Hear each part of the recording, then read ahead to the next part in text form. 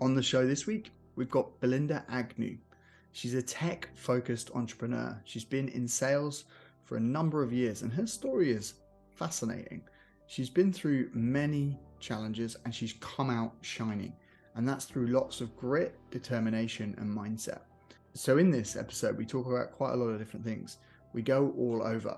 We talk about Belinda's background, how she came from a single parent family, how she had to raise and move through that, how she had to take on jobs, how she became the top of those jobs. She became the top salesperson, and that attracted people that were actually bullying her within the organization, and how she dealt with that. Then we talk about her setting up her first business, attracting her first $1 million, and then moving from that and now into Web3 and blockchain, and being an advisor on multiple boards, and how she manages her time through all of that. We then spend some time on male and female energy, so feminine and masculine, and what the balance should be, and why that dynamic is important to create that energy. We also go down the topic of selling and being able to do cold selling, and I think this is important, right? Being able to do cold calling, going door to door. If you've got a background in sales and you've come from something like that where everything's on the line and you have to sell in order to put food on the table, that's really, really hardcore. And therefore, who are you going to be as a person? How much of a weapon are you going to be when you go out and you then want to create your own business where you've got that pressure off your back in that sense, but you have the skills. You've been up against it when you had to put food on the table. So really, really deep and interesting episode. And take it away, Belinda.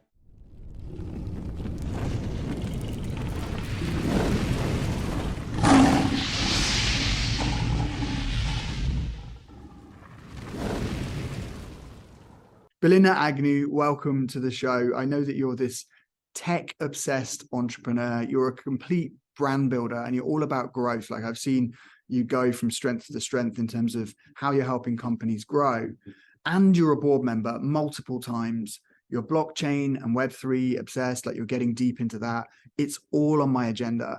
And I know we're going to have so much fun discussing it today. But thank you for giving up your morning and coming on the show. Oh my gosh, no, thank you. Thanks for having me. You're excited. very welcome. It is exciting. As a good place to start, and I think generally with most of the conversations I have, a really good part to start with is your journey. Like you came from a single parent home, and I read somewhere, I'm not sure where, but you were homeless at one point, and then I wasn't homeless. My mom was. Okay, that's a good. Yeah. And then you transitioned all the way through to becoming a millionaire at some point in your life and selling dollars. And so can you take us through, like, a high level, the journey that you've been through in terms of entrepreneurship, and then how that's helped you produce some of the outcomes you've got today? Yeah. So interesting. Yeah. I come from a single mum household. And the story of that and why she became a single mom wasn't out of choice. My mum actually planned to get engaged. Sorry, she was engaged and she was planned to get married. She planned having me. So they actually planned on having this child, which is me. And what had happened, my dad at the time, my mum was 17. Turning 18 when she had me. So she was young. She was a child herself. She had no idea like what was going on at that time.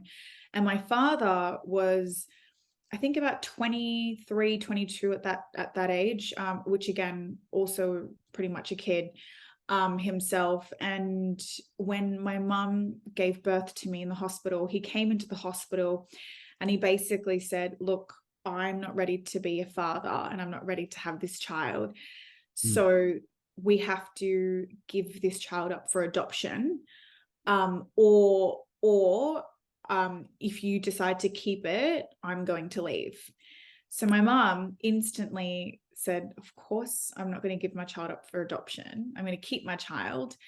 And my dad left and never heard from him ever since. And my mom raised me at 17, I think on her 18th birthday. She was homeless. So she was put into a home. I don't know if you know, like the women's home that have children. So she was in an all women's home for a few years back then. And my mom has always been a really, really hard worker, really hands-on stuff, like working at, supermarkets, cafes, restaurants, that type of thing, hands-on stuff. And she was working 7 days a week, really just trying to make ends meet. And at the time, she went through a lot. So she was actually an alcoholic for many, many years. She still loves drinking, but back then it was really chaotic. So growing up, I only see my mum, drinking and going out and having fun. She was a mum when she, could be, and was there when she needed to be. But most of the time, she was also growing up herself. She was also trying to figure out life and who she was and what she wanted to do and all that type of thing. And keeping in mind now, when I look back at it, I really look up to my mother. She's like one of the bravest, strongest women I ever have known, because back then I resented her, but now, being almost 32 tomorrow, actually, I thank my mom every day for doing what she had done, and choosing me, and raising me and doing what she could at the time, because, it's really hard, being a mom at 17. That's for sure. Yeah, right. And how old were you when you started to notice that it was actually an alcoholism and not just someone going out having fun? Oh, I knew really young. I seen a lot when I was really young. And hopefully at one point I'm going to write a book about it, but yeah, I did see a lot. I experienced a lot. So I had to grow up at the age of like 5 or something like that. It was crazy. So I was cooking, cleaning, doing things for myself, pretty much like an adult, like a mini adult at that age. Yeah. You were operational. Which is crazy. I did have a childhood, but it was pretty insane. Yeah. As in you, in order to keep things going, you were the one operating the family in that sense? Or was it more just, if you didn't do it, it wouldn't get done? No, I mean, it wasn't necessarily operating the family. My mom was a mom and she was doing what she could, but back then she only knew what she was doing is the things that she only knew, right? So for me, I had to kind of be really independent at the age of 5. I was with my grandparents a lot of the times, and my mum's sister and my cousins and their family, which she had like 7 children at the time. So I was kind of like left out, because a lot of my family are very I was about to say white, but Australian looking, very Aussie, blue eyes, blonde hair, that type of thing. So I was always like the European dark one that was left out of the family. So it was just a very interesting upbringing. That is. Yeah. And so at what point, because I know that things develop, right? As you become a teenager, then you want to strike out on your own, or you're forced to, in order to continue your life. Like, where did your ambition kick in? Yeah, back then, now that I think about it at this age, at 32, now, it was really survival mode. It wasn't necessarily ambition, because I think ambition is a choice that you make. At that time, I didn't have a choice. So I had to literally learn to be ambitious and learn to, I guess, make money quick, fast to survive. So I literally didn't have a choice. So it was 100% survival mode for a very long time, until I was probably mid-20s, I would say, because that was the only thing that I had to do to survive. So I wouldn't say that I'm an entrepreneur or ambitious or hungry. I really think it just comes from survival and then grit along the way. I think that's a really important distinction. I think the idea and the emotions and the drive behind that, if you're someone that's out there hustling to survive, versus I've got different foundation, I'm going to go build a business in a different way. So I saw somewhere that you were selling Kirby vacuum cleaners, and you have to literally sell these vacuum cleaners in order to get money. Gosh, it was like the best thing I had ever done. And like, if you're at the age of 17, 18, 19 or early 20s, like go do that, because that is what made me, to be honest. Kirby vacuum cleaners made me, because all I was doing is walking around, door knocking on people's homes, invading their privacy. And I was like, hey, like, you know, I've got this $3,500 vacuum cleaner. Would you like to sign up? So can you imagine the amount of like doors that were slamming in my face? The rejection was like crazy, but it was such a learning experience. And from that, I realized and recognized how good I was at selling and convincing people to buy stuff. So that is definitely what made me and realize that I was really good at selling. Wow. And how many, like just to put this in perspective, how many cleaners would you sell a day or a week? Like how a 3.5K vacuum cleaner is back that's then a good as question. well is expensive. At the time, I think I was selling like 4 to 7 a week, depending. Yeah, I remember I was making $700. I still remember $700 a Kirby vacuum cleaner. Oh, nice. So yeah, Can you imagine the hunger of me? I was literally working overtime. I'm like, I'm just gonna knock on everyone's door. I'm gonna do this suburb, that suburb. And I was going in the houses doing these demonstrations of the Kirby vacuum cleaner, like vacuuming their carpets and their rugs and all this crazy stuff to sell this $3,500, because I was like, $700. That's somebody's weekly income. That's it. That's a ton. And that's actually quite a decent salary, especially back then as at your age, my God. what you were doing. It was crazy, but funny enough, I didn't end up getting all that commission because the boss at the time was really dodgy, and I fell into this. Yeah, it was a crazy story, and he was like really dodgy. We had no idea, any of us. So we actually didn't get paid. Huh? I think we got paid a couple checks of commissions, but not everything. No. Oh my goodness. Okay, so it was.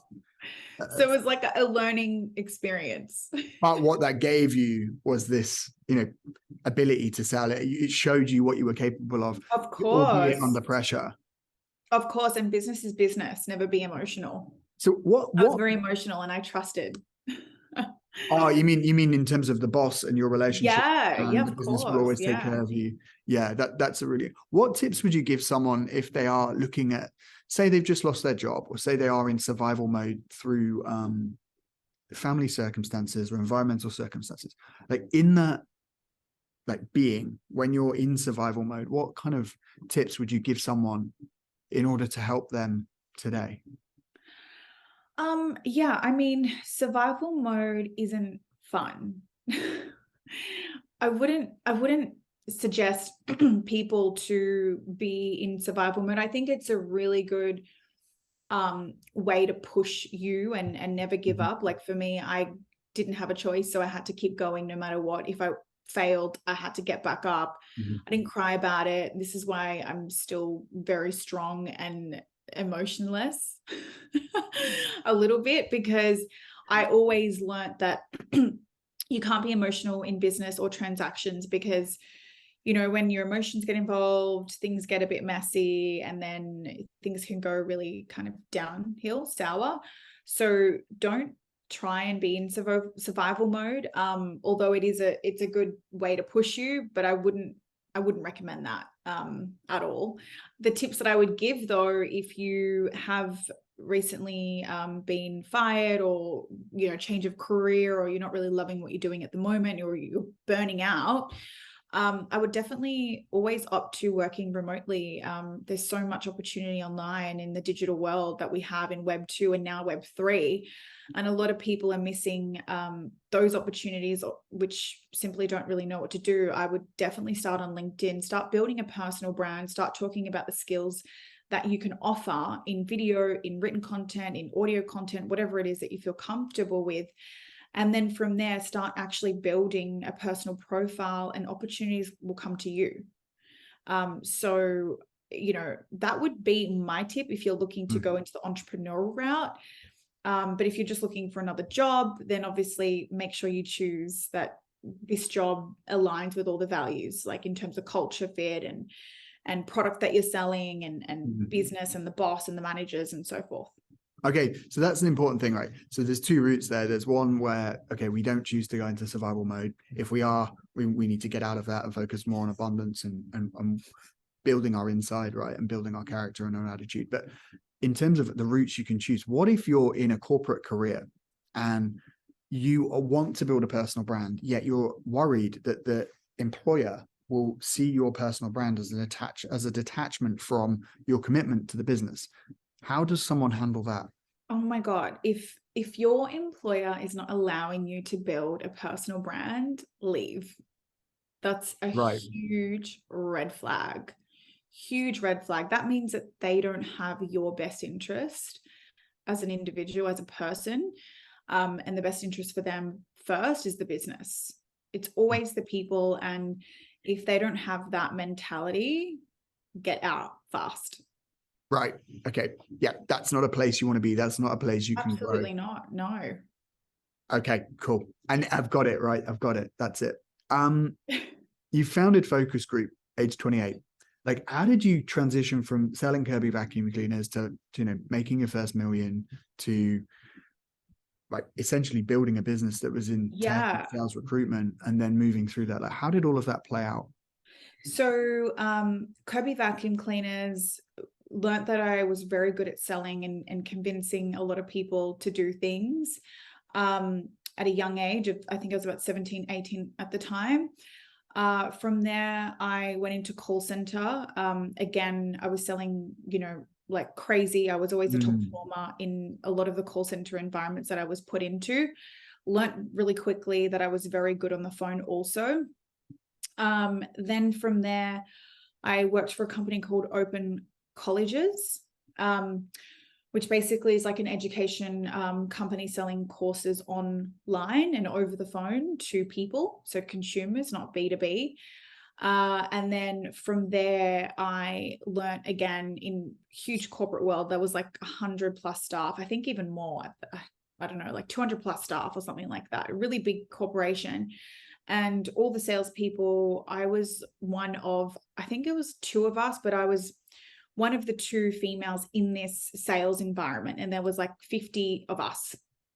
And everyone in that group was 30, 35, 40, some late 20s. So I was the youngest there. I was very, very young. And I was the top performer.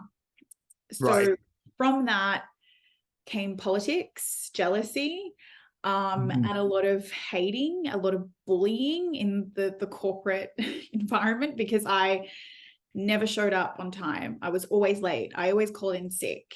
I'm like the worst employee, by the way. Never employ me. Sounds a bit like that. Yeah. How did you not get fired? Was it because of the sales numbers? Because the boss just was like, you're too valuable. Like either way, you're selling. Either way, you're still the top performer. So I mean, we're going to keep you. And I was who was doing the like bullying? 250,000 a month for them. Right. So yeah, you were a cash counter. You were generating a lot of revenue. Yeah. And the boss would call me into the office and he would pretend that he's talking to me about something that someone would come and complain to him about. And he would just be like, look, I just had to bring you in to just show everyone that, I'm doing my job. And he would just laugh and be like, don't worry about them, the idiots, the dickheads, go do your job, see you later. And who was doing the bullying? Was it people above you, below you, on your level?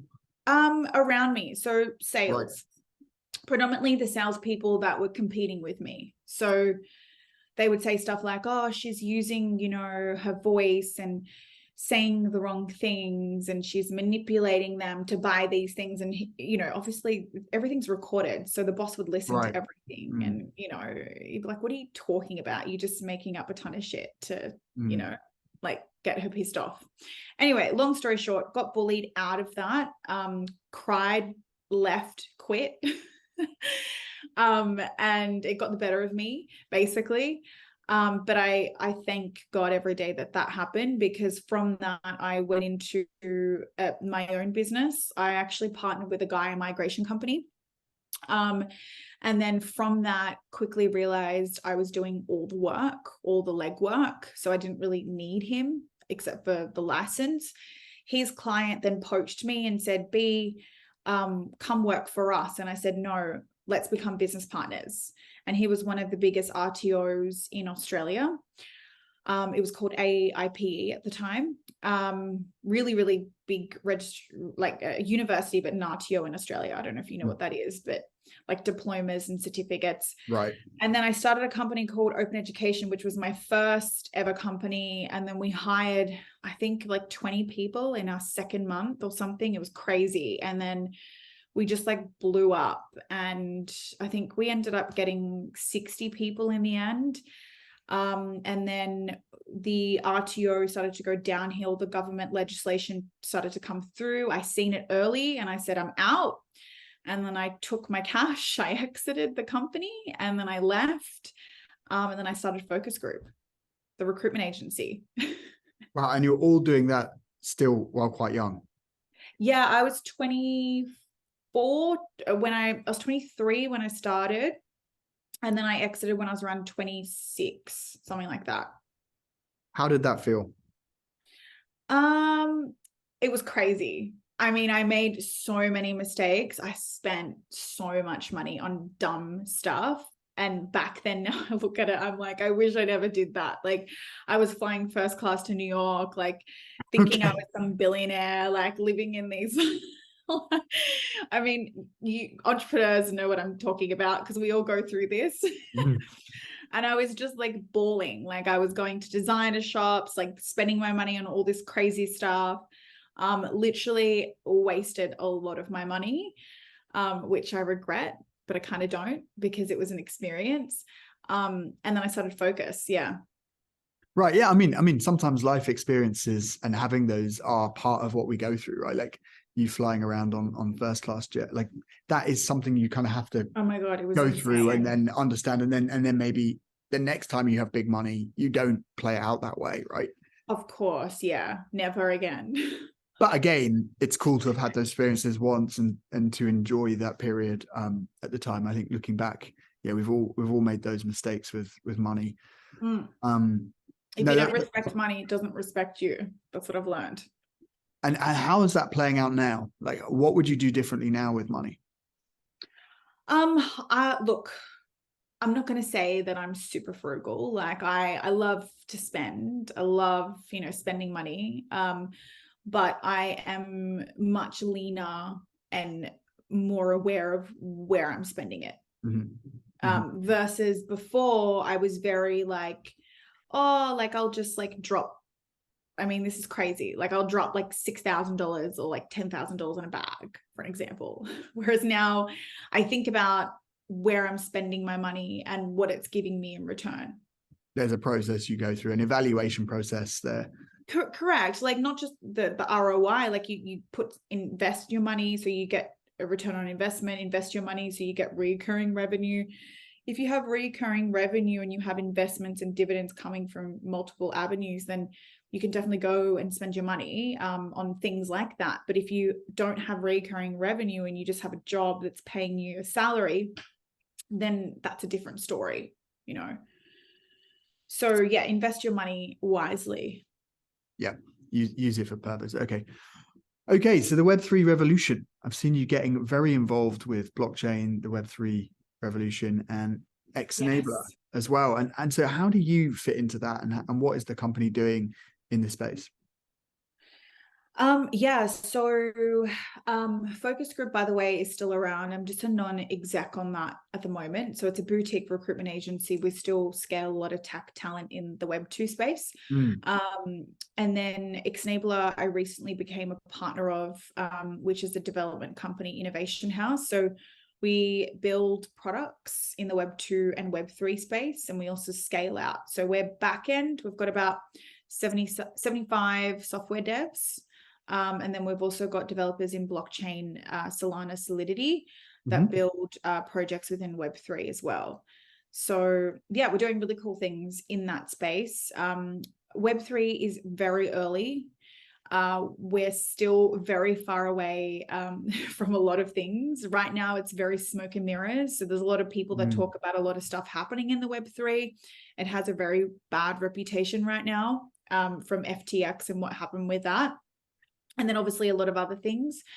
But I still have a lot of hope for Web3, and I definitely think that it is the future. And I definitely think that every company and every person should be dabbling into the Web3 and understanding what the Web3 is and where that will go. And so in terms of when you're helping out clients with solutions, like how many are choosing solutions that are based on AI or machine learning versus potentially having a blockchain system or some sort of decentralized contract system? Or what is the percentage of companies that are moving into Web3 versus AI, machine learning? It's a really good question. To be honest, 90% of our clientele is Web2. Okay. So and you're there to promote and to move them and help them transition. Right now, Web3 for us is all about education and educating the masses to understand what blockchain and what Web3 is versus actually getting something out of it. Because we're a very, very long way to actually getting a return. Right. Anyone that is building a project in Web3 isn't really making money. No. Just so you know. So Web2 is like 90% of our clientele. We do some stuff in Web3, but again, it's not much at all compared to our Web2 space. So your question is, people are still very much in the Web2 mindset of AI and machine learning and cyber and all of that versus blockchain and Web3. And of course, like, yeah, the meltdown of FTX, and it doesn't help when you have whole like exchanges that have been operating, and then there's a completely different picture behind the scenes that then tanks a load of money in the space of a week. Like even things like Luna, right? Like there's so many examples of that happening now. How do you like tackle clients that would see something like that and then not want to proceed? We had a client actually recently last week. He called us and said, look, we're going to wait until another year or so until this kind of falls down. None of our clients are interested in doing anything like this in the Web3 space. It's not an interest to us. And look, I'm all for, that's totally fine. That's, I'm not going to pressure you to be in the Web3 if that's not what you're feeling. But my job is to educate them and allow them to understand what will happen and what is happening. But again, what we've realized is a lot of our clients now are moving the language like NFTs, digital asset or digital art.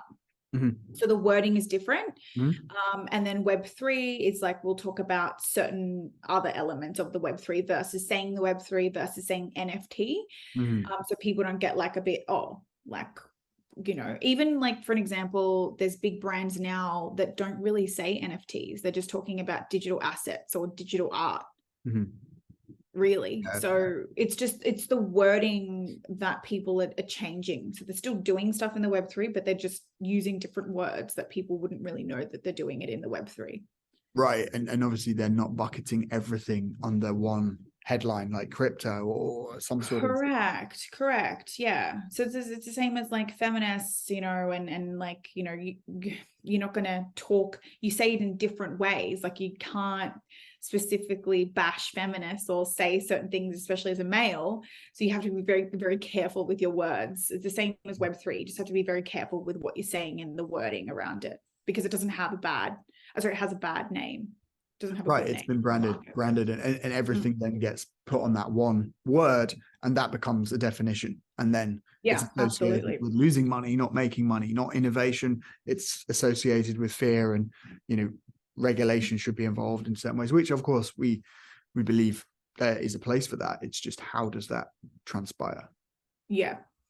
So, okay, you brought up feminism, and I really wanted to help talk a little bit more about, in part of your journey, you talk about living in your male energy. And I think now you start to recognize more around the feminine and the feminine and masculine energy. I just wondered if you had any thoughts on that. Yeah. Like Because it does come up a lot, right, in today's society. Like, Yeah.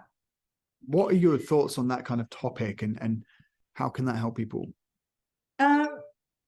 Okay, so do you have a specific question, or do you want me to just kind of... I think more related to how you yourself have used male energy, and then what journey you've been on now, Right. in terms of your energy and what you're putting out to the world, I would say. Yeah. So I've been living in my masculine energy for a very, very, very long time. And at a certain point, I don't care, you know, at what age you are, but at a certain point in a woman's life, you will eventually get tired and burnt out without realizing why that is. It's not the work, it's the masculine energy that you're living in. So for women, our biological makeup is to be a woman. Right. Be caring, nurturing, loving, all of that. Our job isn't to be an alpha male making decisions, leading, operating, running these huge empires. And I mean, women can definitely do that, but just in different sectors, right? In different skill set. So for me, I was constantly leading and pushing and making big decisions on my day-to-day life, which is not me. It's not my biological makeup. So it's effort that I was putting on, or I was putting on a mask to be this person that does really well in business. But people that do really well in business have to be somewhat masculine, if not most. And you're saying that was energy draining as well. Like, that was the super energy suck. draining. A lot of issues, lots and lots of issues. Yeah, I might do well in business, but like, you're going to have issues in your personal life. You're going to have issues in your surroundings. And you're going to have a lot of issues along the way, because our biological makeup is to be a woman. A woman and a man are completely two different people. And for people that say that, a woman can be a man and a man can be a woman and all this type of thing, it's like bullshit, because, God made us who we are to be that path. Like, for an example, women are made to procreate. Like, we're made on this planet to have babies, and we're made on this planet to nurture and to love and to support and to be there for our family and our husband first, and then work comes last. But for a man, it's purpose and work first, and then family comes last. So because a man needs to provide and is provide it last, or is it just lower down in the chain, or it's last? So if a man isn't, in my opinion, right, so if a man isn't on his journey or on his purpose, then he can't fulfill his family's needs, which is providing and giving security. So for a man, it's always that first. For a woman, it's nurturing the family, loving the husband, being there, supporting first, and then work second.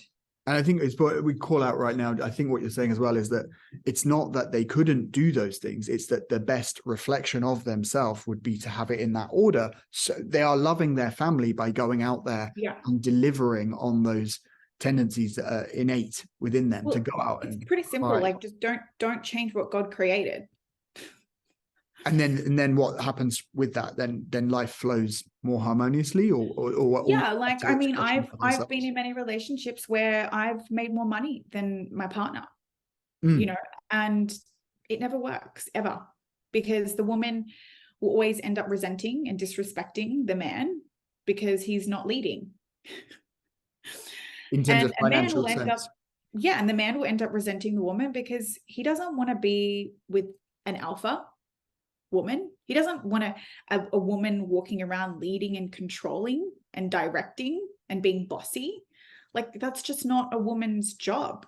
A woman's job isn't to provide. Like, it's just not. And yeah, I mean, look, everybody has their own opinion, but I just believe that our biological makeup is to be a woman, and biological makeup for a man is to be a man. And does that relate to attraction, though, in the sense that you have a male that's producing at a high level and a woman that's also producing at a high level, but potentially not as much? Is it just getting the dynamic correct, or like if it's out of sync, the man is earning less than the woman? If you're building separately, the man needs to have more power than the woman. But if you're building together and you're building an empire together, then the woman should work under the man. There needs to be one single point together, not head on head. The woman needs to just be a little bit under, working for him. And that's the dynamic that then absolutely, because then the woman respects the man. Can I ask you, you're a question, like you're a man, so would you rather a woman love you to death or respect you? I think we know it. Yeah, respect to a man is very, very important in that sense. Like if you haven't got the respect, then the feeling is different, and that's what a man is craving for sure. And every man says the same thing, like that. Like I would choose respect over love any day. And for a woman to respect you, you need to lead and provide safety. It's pretty simple. And why do you think the world's got it back to front in that sense? Because of feminists. How so? Feminism, women that talk about pay gap, and a woman can be a man and a woman can be a CEO, and why can't women get paid 300 to 500,000 a year? Like, why are we getting paid less, and blah blah blah? And women just don't get life, I would say now. And I think I don't personally like feminists at all. I've had many arguments and many conversations with them because they are so warped in, becoming a CEO and becoming, this boss lady, boss women, or whatever they call it these days, which is like mental to me. But it's like when you look at Jordan Peterson talk about the gap and the woman and the man, and you turn around and ask the feminist, hey, like if you want to be a CEO and all of that, and you want equality, that's cool. Why don't you go work in construction, or like become a concreter? Or why don't you go work in the gutter and clean up the sewers? Because they're like, no, but that's a man's job. Like, aren't you asking for equality? You're saying they're picking and choosing to be a CEO. Like, why can't you just be a construction worker or clean the sewers or build? Like, do you get what I'm saying? Like, it's so common sense, and women they drive me mad, because it's like, you're asking for equality, then like be equal to men, like do a man's job. You can't, because you're not a man. Yeah, men take up a different role, and there's things that are going on that men do that women wouldn't necessarily like to do or want to do in that sense. Men will lead forever. Women, we're not made to lead. We're different creatures. Period. No, I understand where you're coming from. No, thank you for sharing your thoughts on that, because I think it is quite topical. And lastly, I know that we've not got you for too much longer, but lastly, I want to talk about brand, because I think brand is super important. Like, you're a growth expert. People right now, they are struggling in a sense to understand is it the case that you need to understand fully who you are, and then be able to understand what to put out and what not to put out? Like, what should they be sharing? What should they be line of inquiry should they be going down? Should they be finding a mentor and modeling what they do? Should they be I think there's a conversation around like how much and what. Are you talking about personal brand or business? Personal brand, okay, to then lead into growing your business. Sure. Yeah. Personal brand, I wouldn't even think twice about what you're posting. Just post. Right. That simple. That simple. It's like, to be honest, it's the same as like launching a business.